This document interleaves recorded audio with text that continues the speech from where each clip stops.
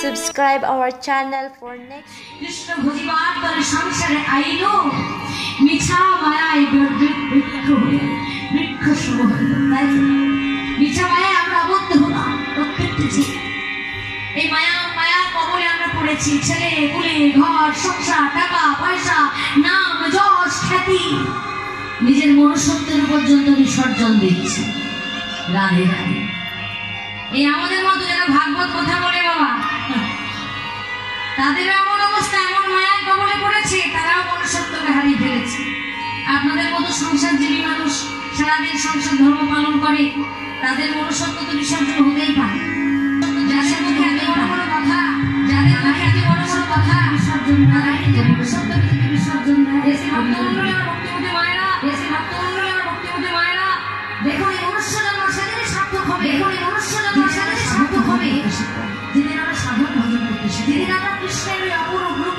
যেদিন আমরা কৃষ্ণের ওই অপরূপ বাণী দর্শন করতে চাই পরে পরে যখন কাঁদছে ভগবানের হৃদয় যখন কাঁদছে ভগবানের হৃদয় প্রজ্বলিত হচ্ছে আমার বৃন্দাবনে আমার ভক্তরা যদি এমন আমার বৃন্দাবনে আমার ভক্তরা যদি এমন করে কাঁদে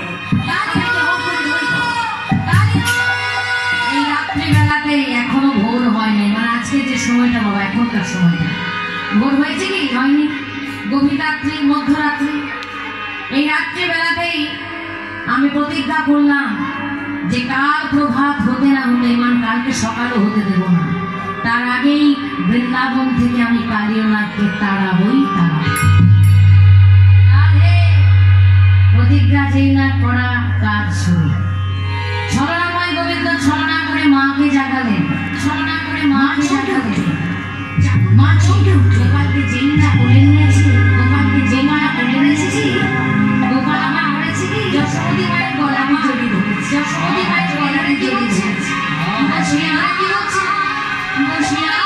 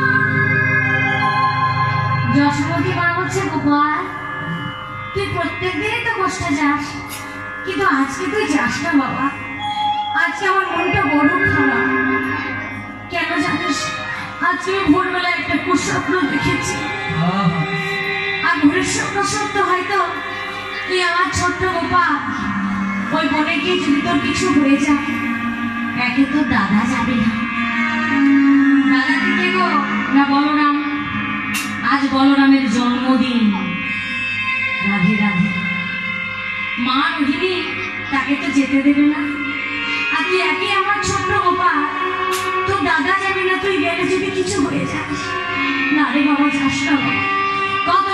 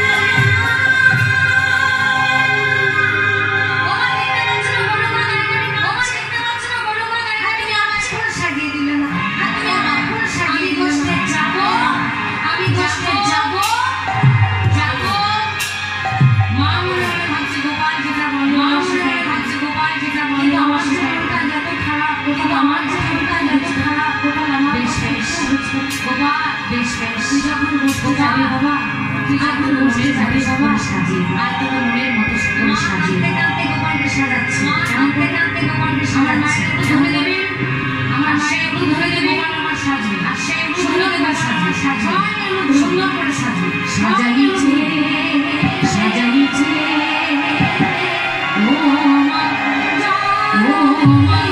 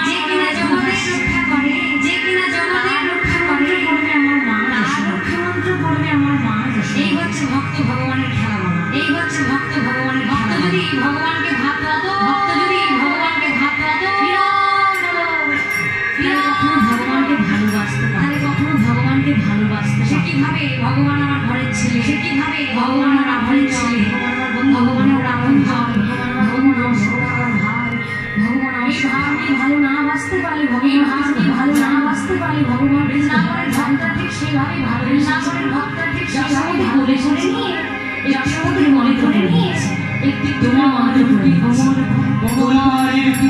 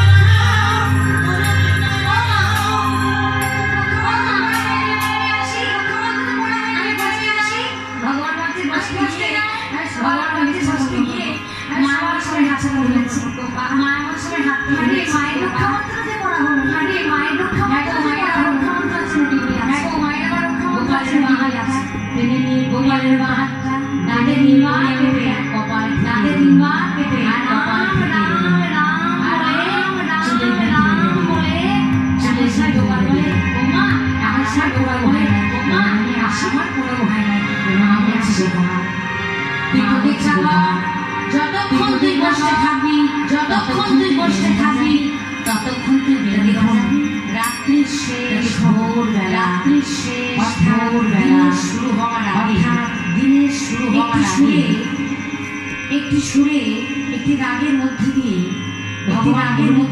করেছে ভগবান বললেন যে রাত্রির নাম হচ্ছে আজ রাত্রির নাম হচ্ছে আজ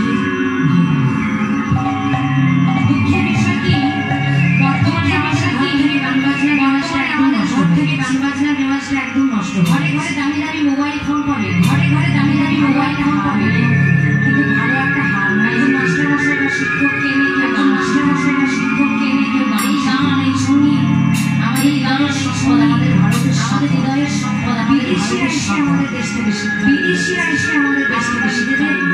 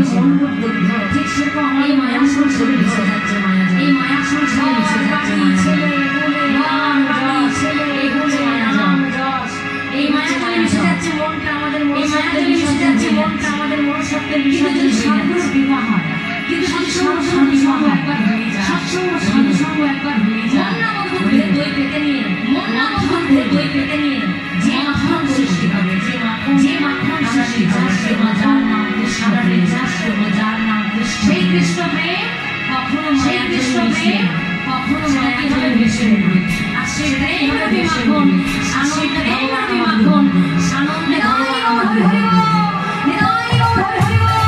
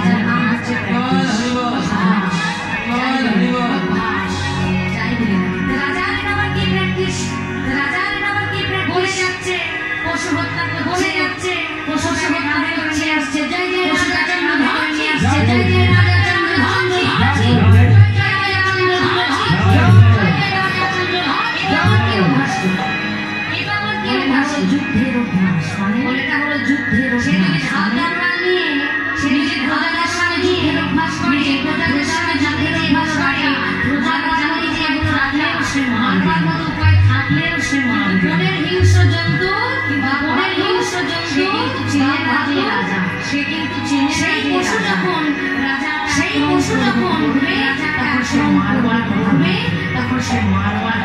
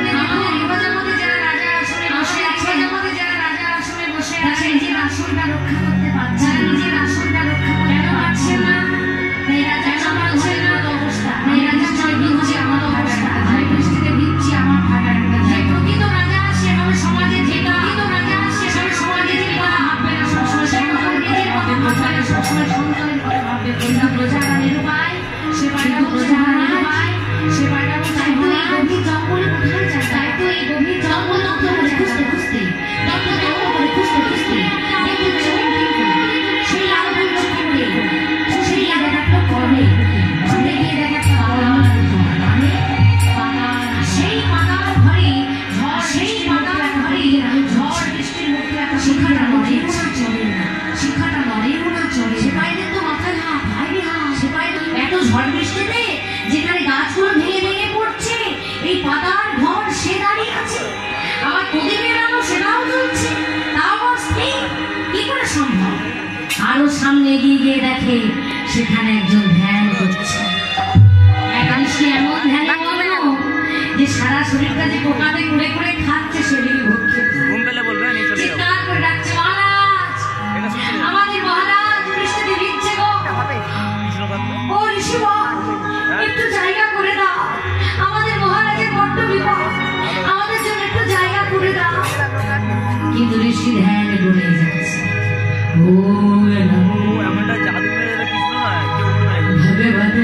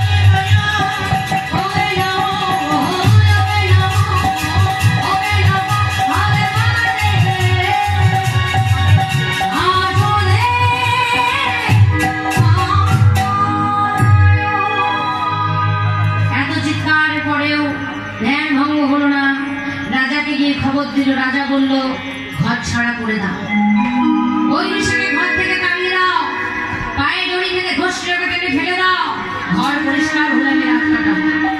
রাজার কথা মতো সে পায়েরা ছুটে গেল, ঋষিকে টানতে টানতে ঘষাতে ঘষাতে নিয়ে যাচ্ছে, ধ্যান করেই যাচ্ছে। এমন সময় একটা চিৎকার শোনা গেল, দাঁড়াও। কি রে সেপাই, তুই কিছু বললি? তুই কিছু বললি?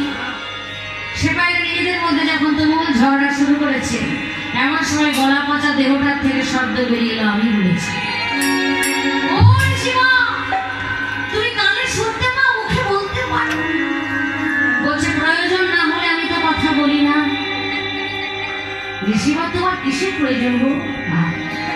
তা দেখুন, এই কীর্তনের মধ্যে দিয়ে, ভগবানের লীলার মধ্যে দিয়ে ভগবান বারবার মানুষকে চেতনা দিচ্ছে, প্রয়োজনের অতিরিক্ত কথা কখনো বলতে নেই। ঋষি বলছে প্রয়োজন না হলে আমি তো কথা বলি না। কিসের প্রয়োজন? বলছে ওই যে আমার শরীরে কোটি কোটি পোকা আশ্রয় নিয়েছে, এরা হলো আমার সন্তান, আমি এদের পিতা। দেখো না, ওই যে মাটির সঙ্গে ঘষার ফলে কতগুলো পোকা মাটিতে পড়ে গেছে, ওরা যে আমার শরীরে রক্ত পোষ খেয়ে বেঁচেছিল, ওরা যে মরে যাবে একটু জানা না। সে পায়রা বলছে, কি ঋষিবা, পোকাগুলো তোমার এত যন্ত্রণা দিচ্ছে, এত কষ্ট দিচ্ছে, অথচ তাদের জন্য তোমার এত দয়া, এত করুণা। ঋষি বলছে, আমি যে পিতা, এটাই তো পিতার ধর্ম। যে কারণে আমাদের ভারতীয় শাস্ত্রে লেখা হয়েছে, পিতা স্বর্গা পিতা ধর্ম পিতা হি পরম।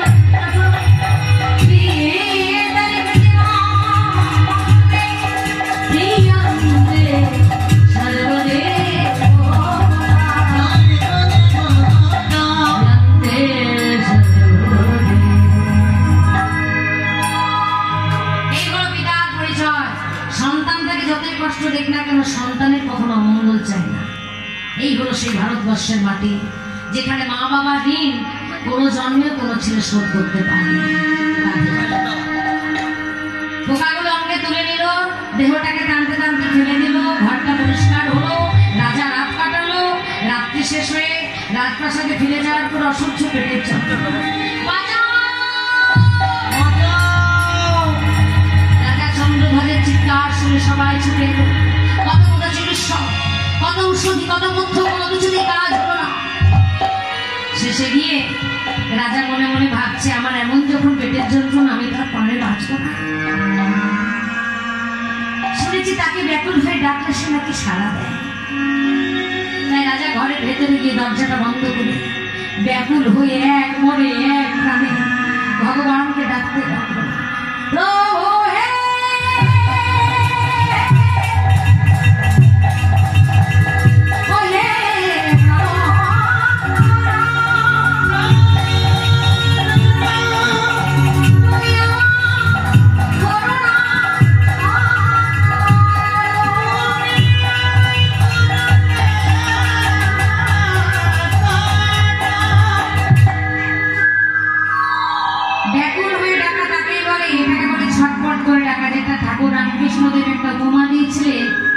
একটি ছেলে বলেছিল ব্যাকুল হয়ে ডাকা কেমন হয়।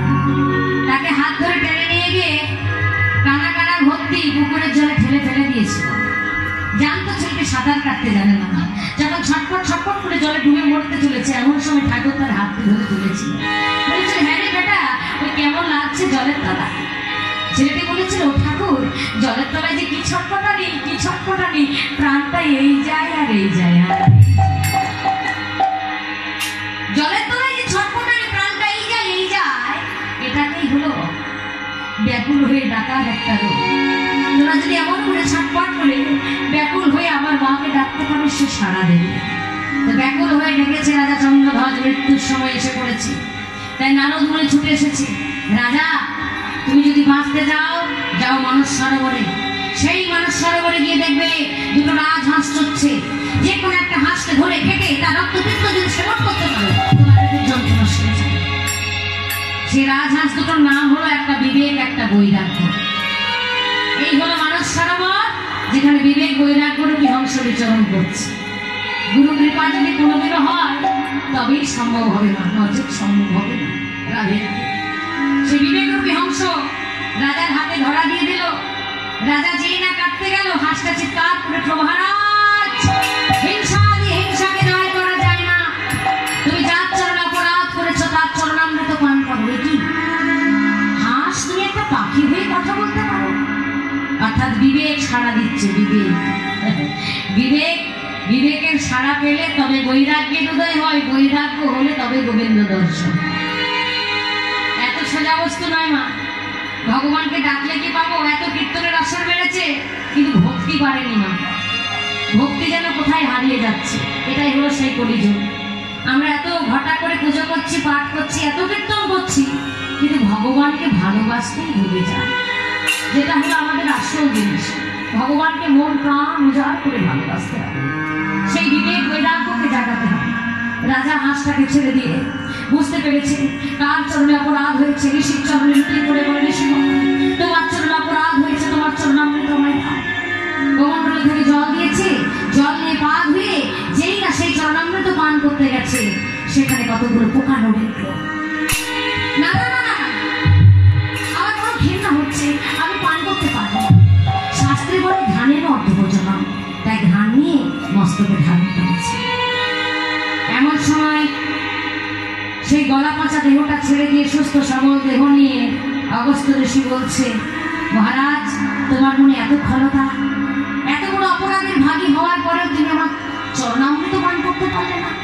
এই জন্য আমি তোমায় অভিশাপ দিলাম, তুমি খল বংশে জন্মগ্রহণ করবে, তুমি হবে কালীয় না। মনুষ্য কুলে জন্ম নিলেও আমি চরণ সেবা করতে পারলাম না। আমি যদি সাপ হই, আমি যদি না হই, আমি কেমন করে চরণ সেবা করবো? বলো ঋষি বাবা। ঋষি বলছে, এই কথা, তোমার মনে এত সুন্দর বাসনা, আমি তোমায় আশীর্বাদ করলাম, মৃত্যুর পর তুমি জন্ম নেবে কালীয় রাগ হয়ে, কিন্তু আমার আশীর্বাদের কারণে তোমার মস্তকে অর্থাৎ কালীয় নাগের মস্তকে ভগবান কৃষ্ণ নৃত্য করবে আর প্রত্যেকটি ঘোড়ায় চরণ চিহ্ন এঁকে দেবে। হৃদয় গো হরি হরি বল। সে ঋষির বাক্য সত্য করতে ভগবান আর ছুটতে ছুটতে মোহন বনে উপস্থিত। পেছনে পেছন ধার করতে শ্রীরাম সুদাম রাম সুদাম। কত করে নিষেধ করা সত্ত্বেও শুনল না তার কথা। সবাই তখন মূর্ছিত হয়ে পড়ে রইল।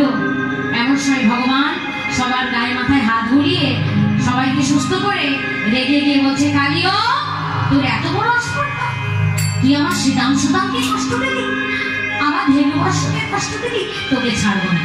তোকে দেখি যদুনন্দনে দুষ্ট ছাড়বো বিনা শোভা, দেখি যদুনন্দনে দুষ্ট ছাড়বো বিনা শোভা,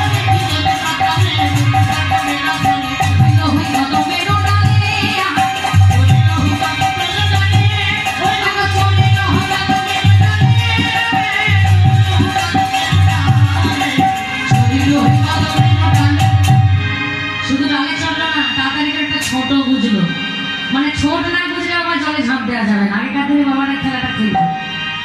ভগবান বলেন কি, ঘন মালে ছাঁটে মারে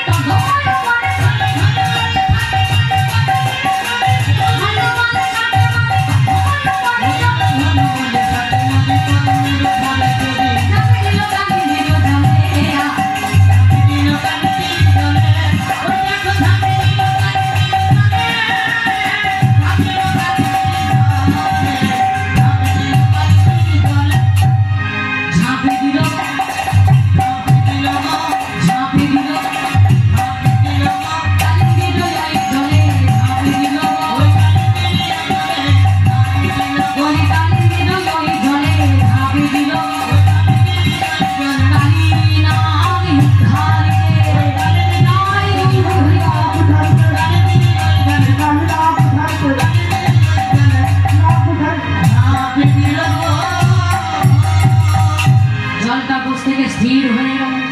শ্রীরাম সুরামে কেঁদে কেঁদে বলে, ওরে কানাই তুই যখন নাই আমরা আমাদের প্রাণ রাখবো না, আমাদের প্রাণ রাখিব না, আমরা বিশ্ব জলে ঝাঁপে দেব, আমরা বিশ্ব জলে ঝাঁপি দেব। গলায় দাদা এসে কত করে সান্ত্বনা দিল শুনলেই তো। তাই ভগবান করলেন কি, মায়ার ছলনা করে সবাইকে মূর্ছিত করে দিলেন। জ্ঞান হারিয়ে অজ্ঞান হয়ে সবাই পড়ে রইল। এমনকি বৃন্দাবনে সেদিন দিনের বেলা ঘুটঘুটে অন্ধকার, রক্ত বৃষ্টি, শিলা বৃষ্টি, বজ্রপাত, ভূমিকম্প, সাপে সাপে ছিঁড়ে গেল সারা বৃন্দাবন। বৃন্দাবনে ভক্তরা ভয় পেয়েছে। মহারাজ,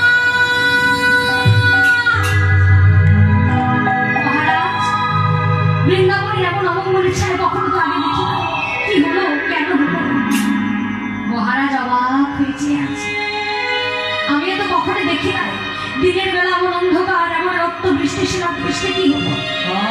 মা যশোমতী ঘর থেকে বেরিয়ে এসে বলে, গো আমি জানি ভোরের স্বপ্ন সত্য হয়। ভোরবেলায় স্বপ্ন দেখেছে একটা বিরাট বড় নাগ আমার গোপালকে জড়িয়ে ধরেছে, বারবার দংশন করছে, আর আমার গোপাল মা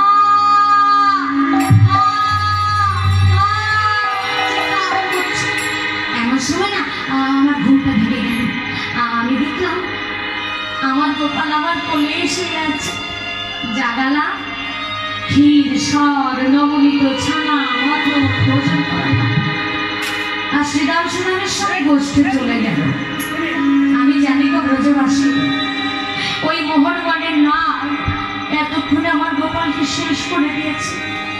আমাকে আর মা বলে ডাকবে না। যশোমতী, চলো চলো আমরা সবাই সেখানে যাই। সবাই ছুটে গিয়ে, কিবা বালক কিবা বৃদ্ধা সবাই ছুটে গিয়ে দেখে শ্রীরাম সুদাম ব্রহ্ম সুদাম মধুমঙ্গল আছে। কিন্তু আদরের গোপাল। সবাই যখন মূর্ছিত হয়ে পড়ে রইল, সবাই চিন্তা করলো আমরা বিসর্জনে ঝাঁপ দেব। শ্রীমতী রাধারানী সেও চিন্তা করলো বিসর্জনে ঝাঁপ দেব। এমন সময় ভগবান করলো কি, সেই ভক্তের ব্যথা সইতে না পেরে এবার কালীয় নাগের সঙ্গে যুদ্ধ শুরু করলো। কেমন ভাবে যুদ্ধ হচ্ছে,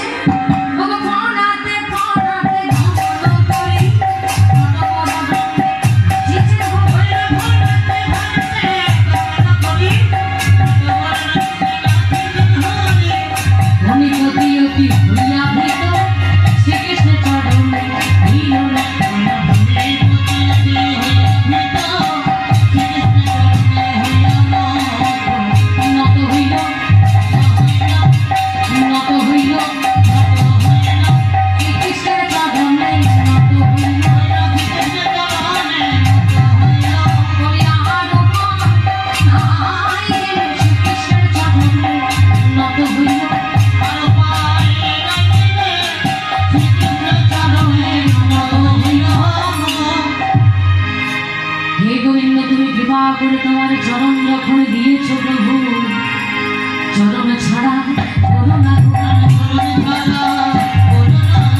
চরণ ছাড়া করো না, ওই চরণে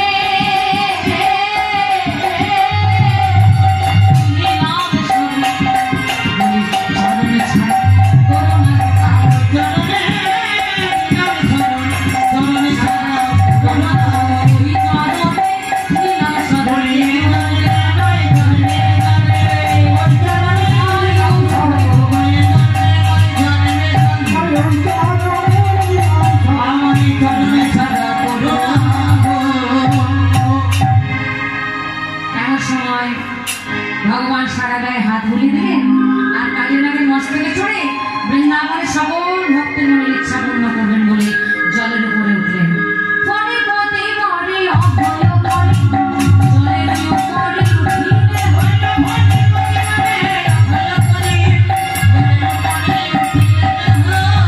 মাতা যশোমতী লইল করে মাধব ভাসে আনন্দ লহর